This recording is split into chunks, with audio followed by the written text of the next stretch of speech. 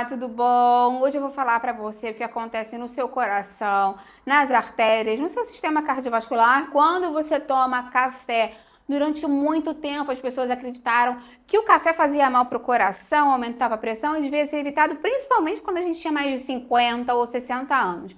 Eu vou te falar o que os estudos recentes falam mais sobre o papel do café para o coração e para as artérias, como fazer o café da maneira certa, que isso é muito importante, quanto consumir, como consumir. Esse vídeo tá bem legal, fica até o final que você não vai querer perder.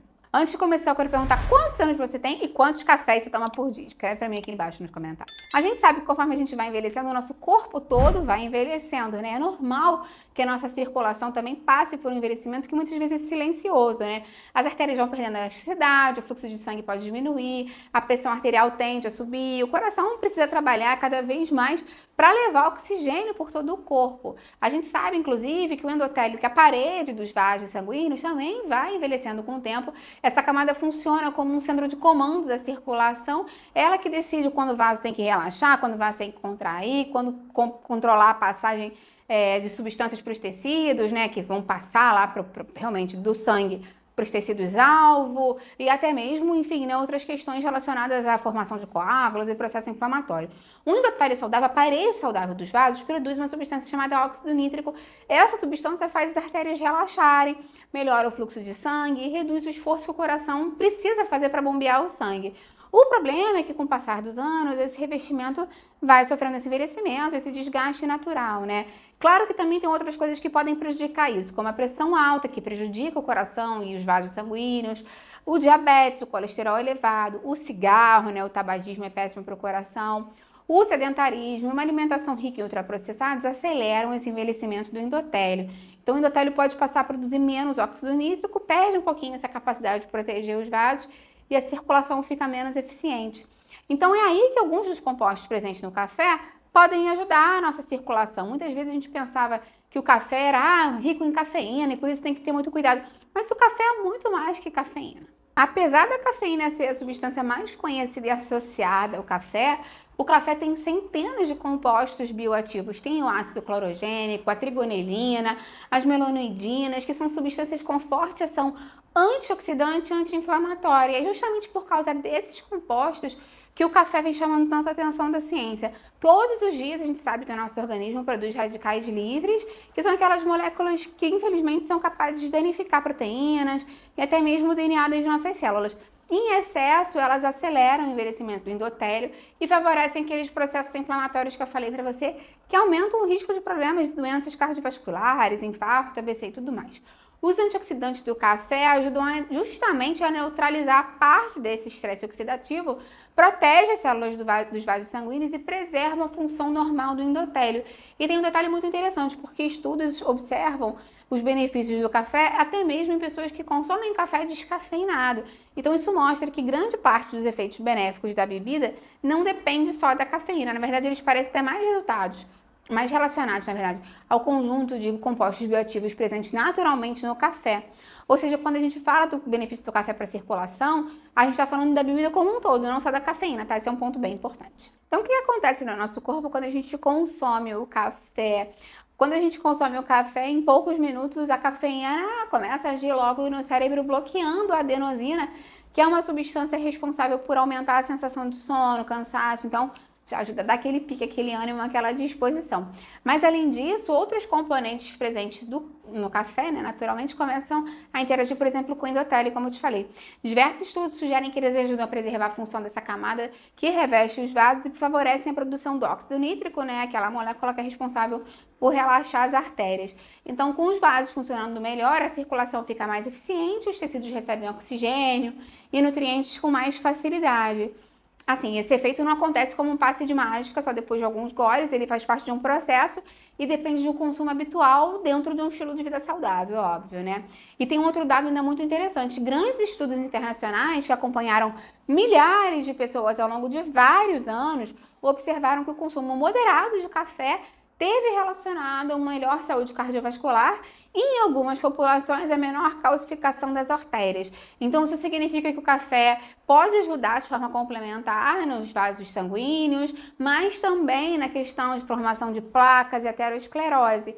Então, dentro de hábitos saudáveis, ele está associado, sim, à melhor proteção cardiovascular. Mas você deve estar pensando, se isso tudo é verdade, por que um tempo atrás falavam que o café fazia mal para a pressão, que o café não podia ser tomado depois de uma certa idade?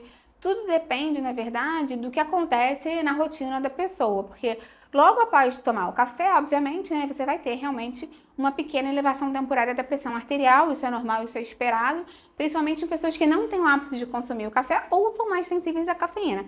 Mas esse efeito dura pouco tempo, é justamente aí que as pessoas tiravam a conclusão errada antigamente, porque uma coisa é um efeito passageiro, transitório, de alguns minutos, outra coisa completamente diferente é desenvolver uma hipertensão crônica, sabe? Então, são situações completamente distintas. Então, quando o consumo moderado faz parte da rotina, o organismo acaba desenvolvendo uma adaptação natural a esse efeito agudo da cafeína, enquanto que os compostos bioativos do café não têm essa tolerância, né? Eles não vão desenvolver essa tolerância aos compostos bioativos.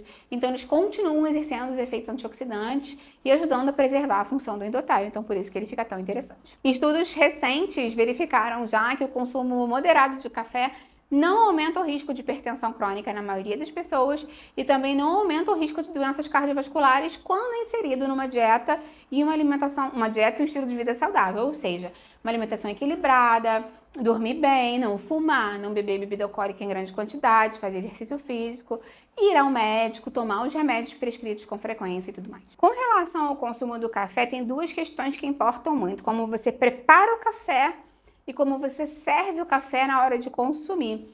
Claro que servir o café é uma das coisas que mais pode mudar a composição do café, no sentido de que se você coloca açúcar, xarope, creme de leite, leite condensado, chantilly, você vai transformar isso numa sobremesa. E cada colher de açúcar, você sabe, a mais que você coloca ali, vai aumentar o risco de você ter pico de glicose, pico de insulina. Quando isso acaba se repetindo de uma forma repetida ao longo dos anos, a gente aumenta a formação dos produtos finais de glicação avançada, que são substâncias que se ligam às proteínas do nosso organismo e aceleram o envelhecimento dos tecidos. Então, elas favorecem a inflamação, estresse oxidativo e justamente prejudicam o endotélio. Então, se você está tomando café pelos benefícios dos antioxidantes, o ideal é que você tome o café preto mesmo, puro, sem açúcar, sem nada, para você de fato conseguir extrair só os benefícios sem transformar o café numa sobremesa, né? Porque ele não é para isso. Ainda com relação à confecção, ao preparo do café, a hora que você vai passar o café, tem um grande impacto que pode acontecer na questão do colesterol. O grão de café tem dois compostos naturais chamados cafestol e caveol. Eles são antioxidantes e vêm sendo estudados por diferentes efeitos no organismo, mas tem um detalhe bem importante. Quando eles permanecem em maior quantidade na bebida e são consumidos diariamente, principalmente em pessoas que já têm o colesterol elevado, o cafestol pode aumentar o colesterol LDL em algumas pessoas. Então, o método de preparo pode fazer toda a diferença para você, porque no café que é coado em filtro de papel, boa parte desses compostos fica retido no filtro. Já em métodos como a prensa francesa, café fervido e café expresso, a maior parte desses óleos permanece na bebida. Então, se você está num processo de controlar o LDL, se você tem mais risco cardiovascular, digamos assim, o ideal é o velho e tradicional café coado no coador de papel mesmo, para conseguir reter esses compostos e ser mais interessante para você. Tem a questão também do horário do café, né? Em qual horário é mais saudável a gente consumir? Principalmente depois de 60 anos, o ideal é que a gente evite consumir o café próximo ao horário de dormir. A gente sabe do papel do impacto que uma boa noite de sono tem na saúde do coração, nas artérias, mas não só, né? Na imunidade, na glicose, na própria questão da recuperação dos neurotransmissores e tudo mais. Então, o ideal é que por volta de 1, 2 da tarde seja o último cafezinho que você toma no dia e a partir daí bebidas descafeinadas. Se for completamente imprescindível para você tomar um café à tarde, o café descafeinado pode ser uma boa solução, porque como eu te falei, ele tem aqueles compostos antioxidantes que podem te ajudar. A quantidade também importa, né? Não é porque uma coisa faz bem que a gente vai consumir assim à torta e direito. Os estudos indicam em torno de 2 a 4 xícaras por dia, xícaras pequenas, tá? Não é uma xícara de chá, não. E claro, né, obviamente, observando a sua própria tolerância. Tem pessoas, como eu falei, são mais sensíveis à cafeína, mas não passar dessas 4 xícaras pequenas por dia é uma dose equilibrada e moderada para você. Me conta aqui embaixo, então, se você toma café, como você prepara o café, eu vou adorar ver o seu comentário. Lembra, claro, que se você teve algum tipo de indicação de algum médico para suspender o café por alguma questão de saúde ou de algum nutricionista, segue a orientação do profissional que te conhece pessoalmente, tá bom? Esse vídeo aqui é meramente informativo. Me conta aqui embaixo, então, como é o seu café, se você toma café ou não, que hora você toma café. Compartilha com quem sabe que vai gostar, vamos ampliar nossa corrente do bem. E até a próxima. Tchau, tchau!